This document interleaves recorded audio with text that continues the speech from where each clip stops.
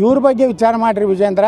ಬರೀ ನಮ್ಮ ಅಪ್ಪ ನಮ್ಮ ಪೂಜ್ಯ ತಂದೆಯವರು ಮಾಡ್ಯಾರ. ಪೂಜೆ ಹೌದಪ್ಪ, ನಿಮ್ಮ ಅಪ್ಪರನ್ನು 4 ಸಲ ಮುಖ್ಯಮಂತ್ರಿ ಆಗ್ಯಾನ, ವಿರೋಧ ಪಕ್ಷದ ನಾಯಕ ಆಗ್ಯಾನ, ಸೋತಾಗಿ MLC ಮಾಡೈತಿ, ರಾಜ್ಯ ಅಧ್ಯಕ್ಷ ಮಾಡೈತಿ, ಮತ್ತು ಅಲ್ಲಿ MP ಮಾಡೈತಿ.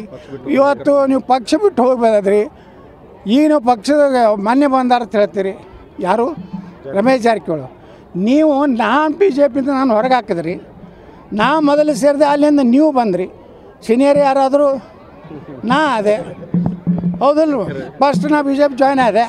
ಅಲ್ಲಿಂದ ಒಂದು ತಿಂಗಳ ನಂತರ ಯಡಿಯೂರಪ್ಪ ಯಾರು ಶಿಫಾರಸು ಆದರೂ ನಾನೇ ಅರುಣ್ ಜೇಟ್ಲಿ ಅವರಿಗೆ ನನಗೆ ಹೇಳಿದ್ರು. ಅರುಣ್ ಜೇಟ್ಲಿ ಅವರು ಪಾರ್ಲಿಮೆಂಟ್ಲೇ ಸಿಕ್ಕಿದ್ರು. ನಮ್ಮ ಸುರೇಶ್ ಅಂಗಡಿ ಪಾಪ ತಿರ್ಕೊಂಡ್ರೆ ಅವರು ಇದ್ದರು.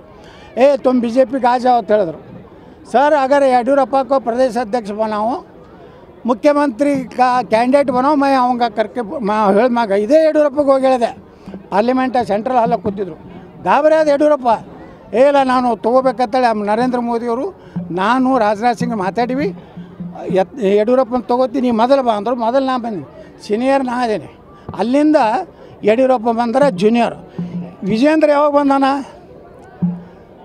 ಬರೇ ಕಲೆಕ್ಷನ್ ಮಾಸ್ಟರ್ ಇವ. ಆ ರಾಜ್ಯಾಧ್ಯಕ್ಷ ಆಗುತ್ತಾನೆ. ಏನು ಮಾಡ್ಯಾನ? ಪಾರ್ಟಿಗೆ ಏನು ಸುಡುಗಾಡು ಮಾಡಿಲ್ಲ. ಬರೀ ಅವ್ರ ಅಪ್ಪ ಇದ್ದ ಪಾಪ.